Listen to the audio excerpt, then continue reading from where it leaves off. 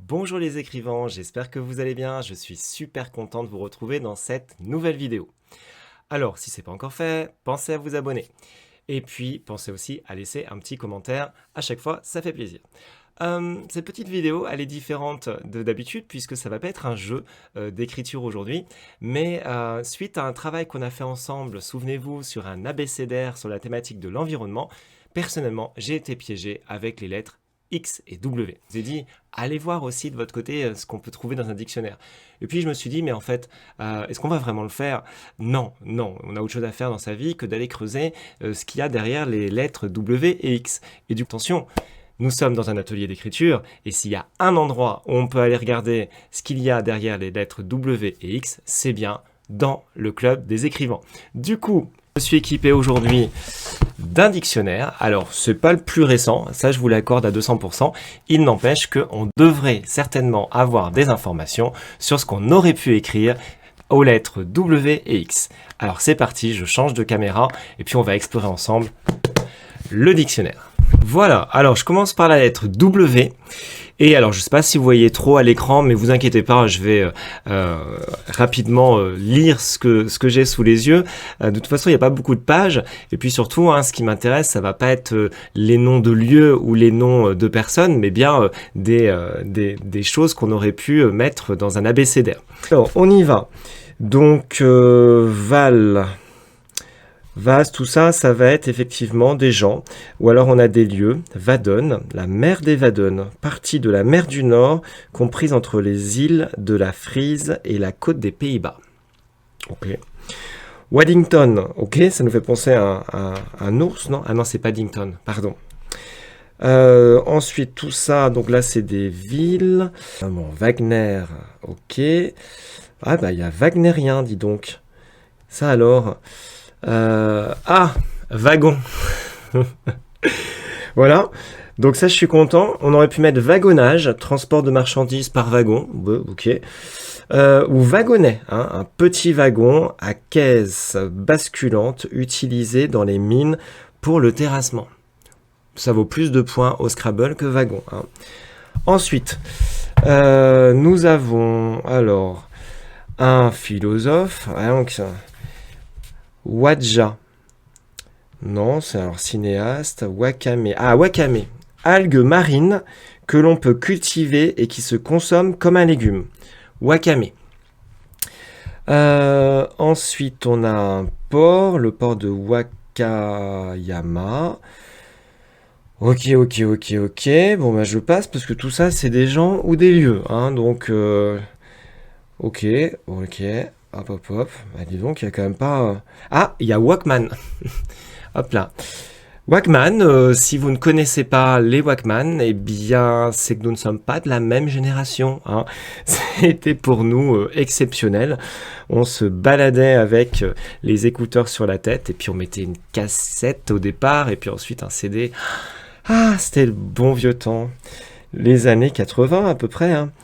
Alors, sinon j'ai Valkyrie, nom donné dans la mythologie scandinave aux divinités féminines qui présidaient aux batailles et amenaient les guerriers au Valhalla. Ok. Wallaby, bah le v'là, hop, notre animal bondissant, le wallaby. Ok. Wallace, qui à mon sens ne doit pas être Wallace et Gromit. Bon, en tout cas, c'est des gens, je vais pas lire tout ça. Certains connaissent, j'imagine, très très bien. Ok, bon bah là, voilà, ça va vite. Vous voyez que finalement, on n'avait pas beaucoup de choix. J'ai Wapiti, d'accord?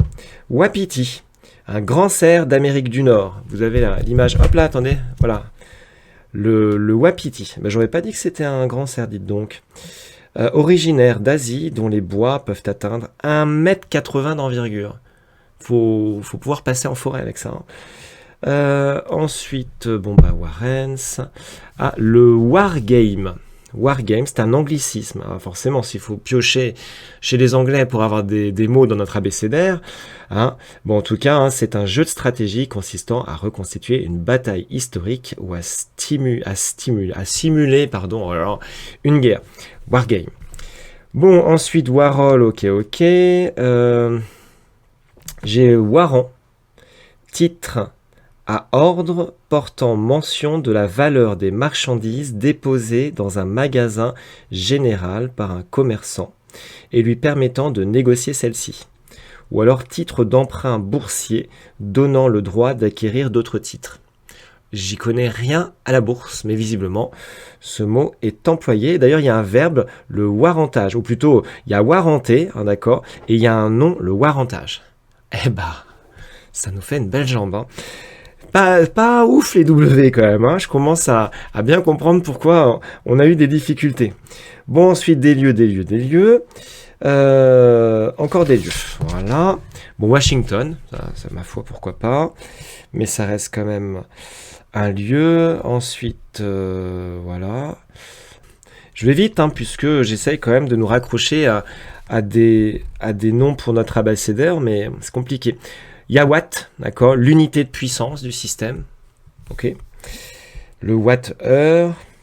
Le wattmètre, appareil servant à mesurer la puissance électrique. Ça peut peut-être servir pour un futur abécédaire, le wattmètre.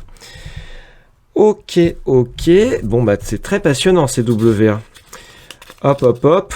On a plein de noms, hein. Il y a plein de personnes que je connais pas, qui, à mon avis, ont une vie suffisamment géniale et exceptionnelle pour être dans le dictionnaire. Mais ça nous aide pas pour nos abécédaires, ça.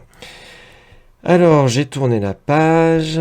On a Wellington, la capitale de la Nouvelle-Zélande. Ok, très bien. Il n'y a pas beaucoup de noms communs.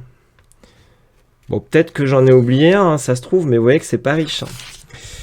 Ensuite, il y a Oscar Wilde. Ok, voilà. J'ai winch. Ah, mais c'est encore un anglicisme, excusez-moi. Donc, le winch, c'est un petit treuil utilisé sur les voiliers pour raidir les écoutes ou les drisses. D'accord? Donc ça, ceux qui font de la voile savent ce que c'est que le winch. Bon, bah écoutez, on est plus proche de la fin que du début. Les Wisigoths. Ah, Wisigoths, ça c'est bien parce qu'en fait, ça s'écrit soit avec un W, soit avec un V. Donc ça peut peut-être être utile au Scrabble, hein. Donc, peuple germanique faisant partie du groupe des Goths. Ok. Avec ici un art wisigoth, ma foi. Voilà. Alors, j'ai Wittlof. Wittlof, je ne sais pas comment ça se prononce, désolé, hein. Variété de chicorée qui donne l'endive. Ben voilà, la fameuse Wittlof. Une endive, quoi. Ok. J'ai Wu. Un Wu. W-U. Donc, nom masculin, dialecte chinois parlé dans la région de Shanghai. Le Wu. Eh ben, si ça, vous le saviez pas, eh ben maintenant vous le savez. Hop. Oula, dernière page des W. Ça a été riche, hein. Et ben je vais encore avoir que des noms de pays, de lieux ou de personnes. Finalement, on comprend mieux pourquoi on galère à chaque fois qu'on doit chercher un W. C'est cool, on a au moins fait cet effort-là pour se rendre compte qu'il n'y a pas beaucoup de mots en W finalement qu'on peut donner facilement. Et je suis ravi d'avoir découvert certains mots avec vous. Et puisque juste à côté il y a les X et que franchement j'ai pas été productif en W, je me dis enchaînons. D'autant plus que les X, hein, vous voyez, il n'y a qu'une page. Donc on regarde ça. Alors, on a quoi? Alors, on a des gens, on a des villes. Alors, j'ai xanthine. Donc, c'est de la biochimie. C'est une base purique entrant dans la composition des nucléotides et des acides nucléiques. Ok, l'urine doit sa couleur jaune à la xanthine. Et ouais, maintenant on le sait. Alors, ensuite, c'est des personnes, tout ça. Ok, j'ai xanthome.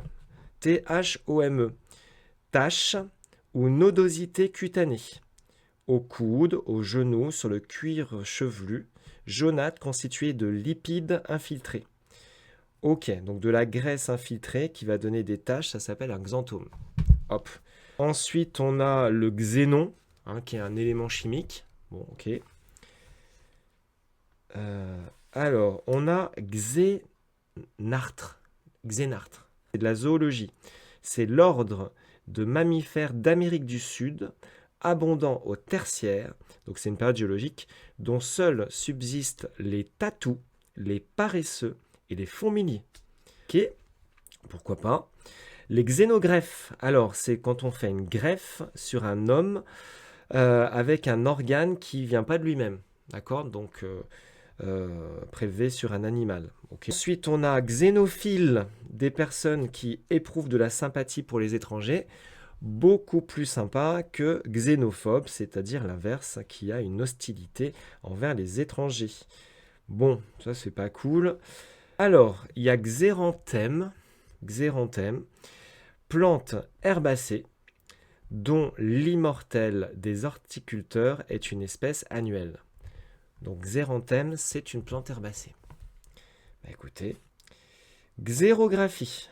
Alors attention, procédé de reproduction utilisant les propriétés photorésistantes des semi-conducteurs. Donc on vous dit, on projette l'image à reproduire sur une plaque couverte de sélénium chargé positivement, les parties éclairées se déchargeant proportionnellement au flux lumineux qu'elles reçoivent. Là, on est quand même dans un domaine d'expert. Mais après, l'adjectif xérographique et xérophile. Alors, xérophile, adapté à la sécheresse. Ah, des plantes xérophiles vivent en milieu où il peut y avoir de la sécheresse. Ok, c'est quand même pas des mots hyper simples non plus, hein. On les replace pas à tous les repas. Alors, qu'est-ce qu'on a bah, j'ai l'impression qu'après, on arrive encore dans des noms de lieux, des villes de Taïwan, des villes de Tibet. Alors, j'ai xylème. Ah oui, xylème, c'est les éléments conducteurs de la sève brute. Lorsqu'on est une plante à fleurs, eh bien, on a des vaisseaux qui conduisent la sève, et la sève brute, c'est-à-dire l'eau et les sels minéraux, sont conduits par le xylème. Voilà. Ensuite, on a xylène. Attention, c'est un N. C'est un hydrocarbure, d'accord, qui sert à fabriquer des plastifiants. On a xylocope. C'est une abeille solitaire de couleur bleu-noir. Bon, finalement, celle-là pourrait être sympa pour un abécédaire. Ensuite, on a xylographe. Bah oui, le graveur sur bois. Donc, xylographie, c'est la technique. Et puis on a xylophage. Un xylophage, c'est un animal qui va se nourrir du bois. D'accord ? Xylophène, produit dont on imprègne le bois pour le protéger des insectes et le conserver. Et xylophone, voilà, j'avais trouvé que ça. Et finalement, après avoir lu tous les X, ouais, je m'en suis bien sorti au final lors de l'abécédaire. Donc xylophone, instrument de musique à percussion composé de lamelles de bois accordées de longueur et d'épaisseur inégales, disposées en clavier et sur lesquelles on frappe avec des maillotches, ça s'appelle, dites donc. Ça alors, des maillotches. Des petits maillets, quoi. Voilà, alors xylophoniste, c'est le musicien qui joue du xylophone. Et on finit avec deux mots en X. On a xylose, c'est un sucre, un pentose. Et enfin, le dernier mot des X, c'est xyste. X-Y-S-T-E. Franchement, là, vous allez, grâce à moi, gagner plein de points au Scrabble. Et on vous dit, c'est une galerie couverte d'un gymnase. Apparemment, ça a l'air quand même d'être un mot lié à l'Antiquité grecque. Donc ça, c'était l'Antiquité grecque, pardon. Et chez les Romains, galerie couverte dans un jardin. Ok. Bon, bah écoutez, je suis ravi d'avoir découvert avec vous les mots en W et en X. Je pense qu'on a peut-être appris quand même quelques mots, ce qui est plutôt pas mal. Et puis surtout, on comprend un peu mieux pourquoi on galère à chaque fois à trouver des noms communs avec les W et les X. Voilà, peut-être qu'un jour on fera les Y. Mais bon, pour aujourd'hui, W et X, c'était déjà pas mal. Allez, je vous dis à bientôt pour une prochaine vidéo où on fera certainement un nouvel exercice d'écriture. D'ici là, prenez plaisir à écrire. Au revoir.